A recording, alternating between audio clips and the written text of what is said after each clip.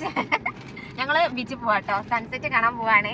ആരൊക്കെയാ ഉള്ളതെന്ന് അറിയാം. പാറൂനെ കാണിക്കാനാണ് മെയിനായിട്ട് പോണേ.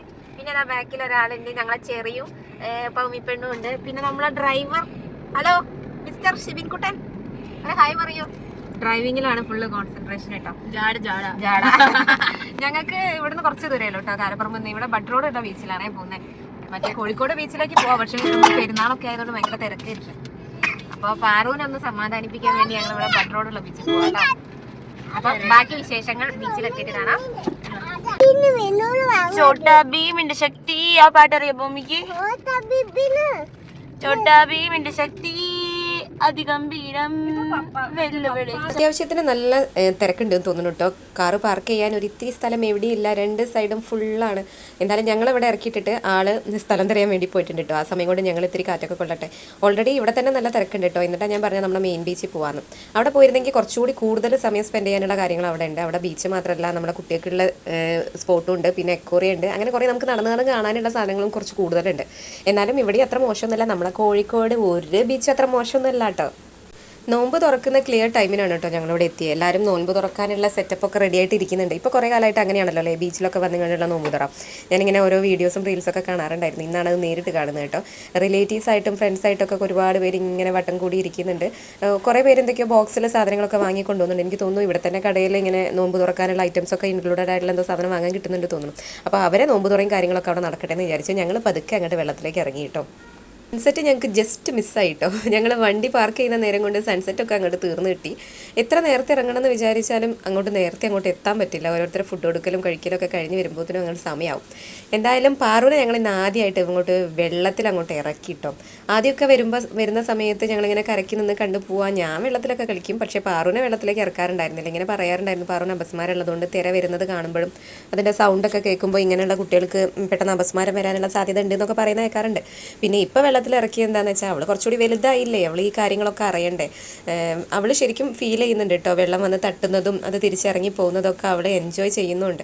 അപ്പം അവരായിട്ട് ആ കാര്യങ്ങളൊക്കെ സെൻസ് ചെയ്യാനുള്ള ഒരു സാഹചര്യം അവർക്ക് ഇപ്പം ഇല്ല. പക്ഷേ ഇങ്ങനത്തെ കാര്യങ്ങൾ നമ്മുടെ ജീവിതത്തിൽ ഉണ്ട് എന്നുള്ളതും അവരും എൻജോയ് ചെയ്യണ്ടേ, അവരും ആ കാര്യങ്ങളൊക്കെ ഫീൽ ചെയ്യണ്ടേ. അതിനുള്ള അവസരം നമ്മളായിട്ട് ഒരുക്കി കൊടുക്കണ്ടേ അല്ലേ. അപസ്മാരം വരില്ല എന്നുള്ള ഞങ്ങളുടെ ഒരു ഉറപ്പിൻ്റെ മേലാട്ടോ ഈ കാര്യങ്ങളൊക്കെ ചെയ്തത്. എന്തായാലും അവൾ ഹാപ്പി ആയിട്ടുണ്ട്. പണ്ടൊക്കെ ബീച്ചിൽ വന്ന ആർമാദായിരുന്നു. കുട്ടിക്കാലം മുതലേ ഇങ്ങനെ ഇടയ്ക്കിടയ്ക്ക് ബീച്ചിൽ വരാറുണ്ടായിരുന്നു.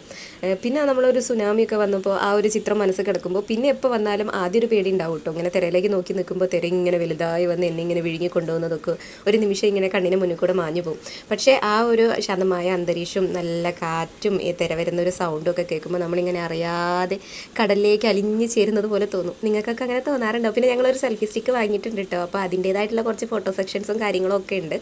ഞങ്ങളുടെ അംഗസംഖ്യയിൽ ഒരു കുറവുണ്ട്. നിങ്ങൾ ആരെങ്കിലും നോട്ടീസ് ചെയ്തോ? ഞങ്ങൾ വിഷ്ണുവിനെ കൂട്ടിയിട്ടില്ല കേട്ടോ. അവനെ വീട്ടിൽ വെച്ചിട്ടാണ് വന്നത്.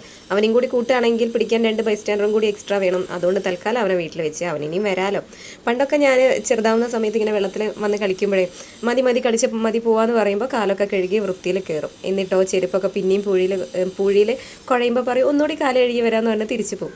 ഇത് തന്നെ ഇങ്ങനെ റിപ്പീറ്റ് ചെയ്തുകൊണ്ടിരിക്കും. ഇപ്പോൾ പൗമിനെ കൂട്ടി വന്നപ്പോൾ എനിക്ക് അതാ ഓർമ്മ വന്നത്. ഇനിയിപ്പോൾ പൗമി അങ്ങനെ വല്ല ട്രിക്കോ ഇറക്കുമോ എന്ന് വിചാരിച്ചിട്ടുണ്ടായിരുന്നു. പക്ഷേ ആൾക്കൊരു ഇത്തിരി പേടിയുണ്ട് കേട്ടോ. ആ പേടി അവിടെ നിന്നോട്ടെ. ഇനി ചിലപ്പോൾ വന്നതാവുമ്പം ആ പേടിയൊക്കെ സെറ്റ് ആവുമായിരിക്കും. ഇപ്പം എന്തായാലും തൽക്കാലം അവർക്കൊരു പേടിയുണ്ട്.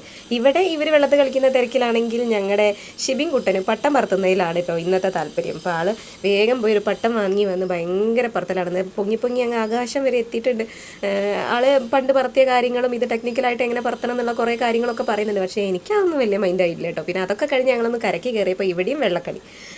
പൗമീൻ്റെ അത്രയും ബോധമില്ലാത്ത ഒരുത്തിൻ്റെ കൂടെയായിപ്പോയി ഞാൻ പൗമീനെ വിട്ടത്. തീരെ നനയ്ക്കല്ലേ എന്ന് പറഞ്ഞ് കൊണ്ടുപോയത് തല വരെ നനച്ച് ഇനി എവിടെയില്ല. ഞാനാണെങ്കിൽ ഒരു തോർത്ത് പോലും എക്സ്ട്രാ കരുതിയിട്ടില്ല.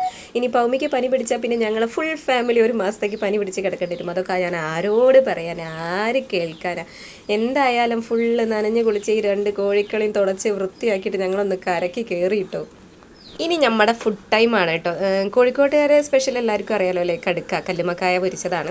ഞങ്ങളത് വാങ്ങിയില്ല കേട്ടോ. നമ്മൾ വീട്ടിൽ നിന്ന് ജസ്റ്റ് മസാല കൂട്ടി പൊരിക്കുന്ന കടുക്കയ്ക്ക് സൂപ്പർ ടേസ്റ്റാണ്. പക്ഷേ നമ്മൾ പുറത്തുനിന്ന് മേടിക്കുമ്പോൾ അവർ തോലടക്കം മാവ് കൂട്ടി പൊരിക്കുന്ന സാധനം അത് എനിക്ക് അത്ര വലിയ ഇഷ്ടമല്ല. കാരണം അതിൽ കടുക്കേൻ്റെ ടേസ്റ്റ് അങ്ങനെ അറിയില്ല, ഫുള്ള് മാവിൻ്റെ ടേസ്റ്റ് ആയിരിക്കും. അതുകൊണ്ട് തൽക്കാലം ഞങ്ങൾ ഇന്ന് അതൊന്നും വാങ്ങിയില്ല. ഞങ്ങൾ കാട പൊരിച്ചത്, പിന്നെ നമ്മൾ ഗ്രീൻ പീസ് ചിക്കി പരത്തിയത്, പിന്നെ എന്തായാലും കോളിഫ്ലവർ ഫ്രൈ അങ്ങനത്തെ സാധനങ്ങളൊക്കെ വാങ്ങിയിട്ടോ. പിന്നെ ഇവിടെ വന്നാൽ എനിക്കൊരു ചൊരണ്ടീസ് മസ്റ്റാണ്. ഇന്നും ഞാൻ മിക്സഡ് ആയിട്ടുള്ള സാധനം കേട്ടോ വാങ്ങിയത്. പാറു ഇങ്ങനെ നോക്കിയിരിക്കുന്നുണ്ട്. അവൾക്ക് ഞാൻ കൊടുത്തില്ല. ഒന്നാമത് കാറ്റും കൂടി കൊണ്ടതാണ്. അതിൻ്റെ കൂടെ ഇനി തണുപ്പ് ആയിട്ട് കഴിക്കാനും കൂടി കൊടുക്കണ്ടല്ലോ എന്ന് വിചാരിച്ച് ഞാൻ അവൾക്ക് കൊടുത്തില്ല. ബാക്കി സാധനങ്ങളൊക്കെ കൊടുത്തു കേട്ടോ. സൺസെറ്റ് ഇന്ന് മിസ്സായില്ല. ഞങ്ങളെ ഒരു നല്ല സൺസെറ്റിൻ്റെ സ്പോട്ടിൽ ലക്ഷ്മി കൊണ്ടുപോകാമെന്ന് പറഞ്ഞിട്ടുണ്ട്. അവിടേക്ക് 2 വീലർ മാത്രമേ പോവുള്ളൂ. അപ്പം നമുക്ക് വരും ദിവസങ്ങളിൽ ആ കാഴ്ച കൂടി കാണാം. അപ്പോൾ നമ്മുടെ ചാനൽ സബ്സ്ക്രൈബ് ചെയ്യാത്തവർക്കൊന്ന് സബ്സ്ക്രൈബ് ചെയ്ത് വെച്ചോളൂ. ഇനിയും കോഴിക്കോടിൻ്റെ കൂടുതൽ വിശേഷങ്ങൾ നിങ്ങൾക്ക് അറിയേണ്ടേ. അപ്പോൾ അതൊക്കെ കാണാം കേട്ടോ. ഞങ്ങളത് ഒരു ട്രാവൽ വ്ലോഗായി പോകുന്നുണ്ടോ ഇല്ല കേട്ടോ. ഞങ്ങൾ ഇടയ്ക്കൊക്കെ ഒന്ന് പുറത്തൊക്കെ പോകുള്ളൂ. അതൊക്കെ നിങ്ങൾക്കൊന്ന് കാണാമല്ലോ.